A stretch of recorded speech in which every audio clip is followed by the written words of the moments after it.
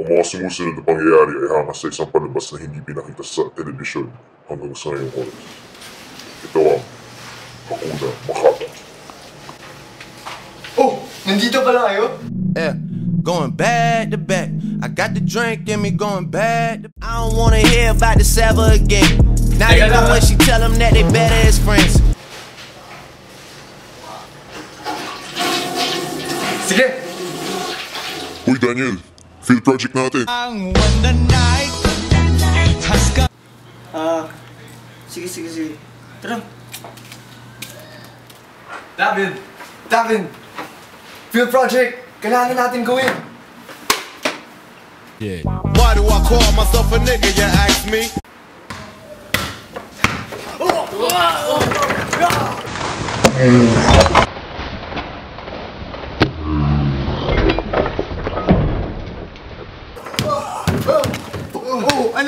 Ano? Good ko, Brad! Felix! Jerry! Oh, nandito pala kayo! Tara na! Ba't dito KFC? Oh! Dito pala kayo!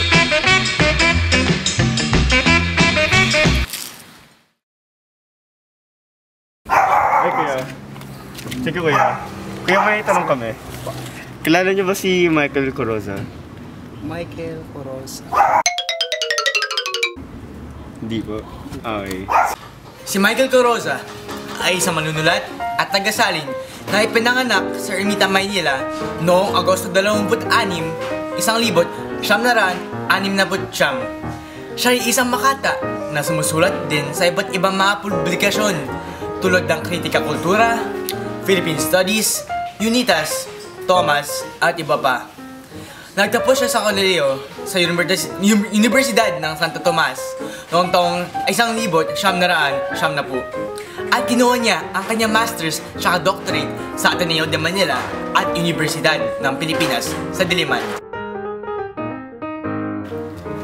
Sa personal na kasaysayan ng Ginoong Coroza, tubong Laguna ang kanyang mga magulang na sina Marshal Zavilla Coroza at Salon Uriza Montina. Lumaki siya sa Marikina kung saan nagtapos sa mababang paaralan ng Parang at sa mataas na paaralan ng Marikina Institute of Science and Technology. Siya ay mahilig sa bundok banao at sa aspekto ng pamilya. Ikinasal naman siya noong 1994 kay Janet Mendoza Job, na punong guro sa isang paaralan sa Bikutan. Tatlo ang anak nila, sina Miko Indianale, Jana Haraya at Miguel Bulawan. Sa kasalukuyan, nakatira siya sa Nangka, Marikina. Noong taong 1974, naging kasapi siya ng linangan sa retorika at anyo. Naging kalihim pangkalahatan siya ng unyon ng mga manunulat sa Pilipinas at piling member siya ng grupong tagapagpaganap ng Pilipinas Institute of Translation. Siya ay nagtaguyod din ng National Book Development Board at ang iba pang mga organisasyon na nagpapalaganap ng pagsusulat at literatura. Siya rin ang nakikipagbalagtasan sa iba't ibang tao tulad ni Teo Antonio, na isang anak ng hari ng balagtasan. Ang balagtasan ay uri na pagtatalo ng dalawang magkaibang panig ukol sa isang bansa. Sa kasalukuyan, nagtuturo siya ng Filipino sa paaralan ng Ateneo de Manila University. Si Coroza ay bantog para sa maraming tula, katulad ng putol, alak, dilit-dilim, mga lagot na liwanag, invisible man ang tatay, ang mga kahon ni Kalon, ang mga lambing ni Loloding, ilang nawaglit na awit na danit, kundi man anak dalita, bayan ko, at naging pintor si Tommy Man sa Rogo. Magbabalik ang Hakuna Matata ng ilang sandali.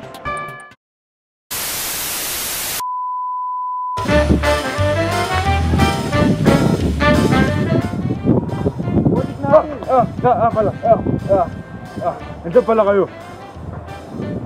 Base sa mga pamagat ng kanyang mga tula, mapapansin natin na halos karamihan dito ay pasalaysay na kwento na nakatuktok sa mga karaniwang pangyayari sa kasaysayan. Mga tulang tulad ng putol, ang mga kahon ni Kalon at iba pa ay mabuting halimbawa ng pasalaysay ng tula. Babalik na ang Hakuna Matata.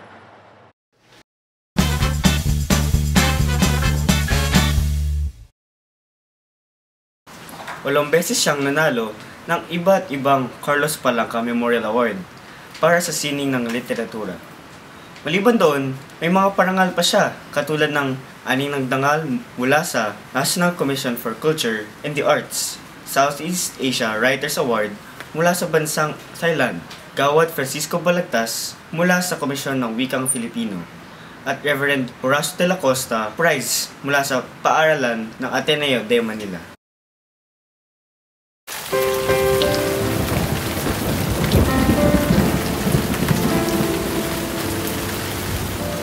Laging may ulan ang pamamaalam, kaya binabaha ng lungkot ang lungsod. Ng panandaliang pagsasama at lugod. Huwag kang lilingon at baka malusaw na asin ang mithing pagbabagong loob. Palaging may ulan ang pamamaalam, kaya binabaha ng lungkot ang lungsod. Mga kaya nalulutaw ang mga pag-iilayang, ayaw naluluta ang lahat ng pusok, at kuyong sa dibdib ang pasing alabo. Palaging may ulan ang pamamaalam, kaya binabaha ng lungkot ang lungsod, ng panandaliang pagsasama at lugod.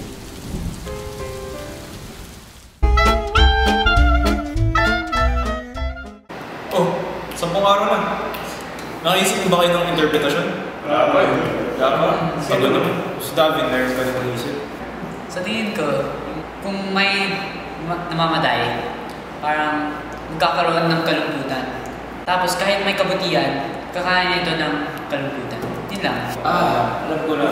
Kahit masakit ang pagkawala ng mahal sa buhay, ito ay para sa kabutihan. Or may nawala sa nakaraan, kailangan natin iwanan daw. Kasi ito yung magpakabigat sa atin para umunlad sa sarili natin. Kaya di ba kasi panandali ang pagsasama doon. Lalo na doon, parang isip ko, siguro tuwing may mga yumao, may mga namamatay, sa tingin ko mga dun sa mga labi, di ba? Dun sila sa isang lugar, nakikisama sila. David, ano nga pala yung naisip mo simbolo? At dito din, yung ulan. Kasi yun yung ideya na dulot ng ulan, di ba? Parang yung ideya na parang tuwing may pumapanaw, mga ganun. So, dun sa isang lugar, sumasama sila. Sinisimbolo ng kalungkutan talaga sa buong tula. Saan ngayon ba kayo dyan, Jerry tsaka Gawana? Saan pa sila? Jerry? Gawana? Okay. Wala pa na sila. Pero okay lang eh. Tama lang. Okay lang. Okay.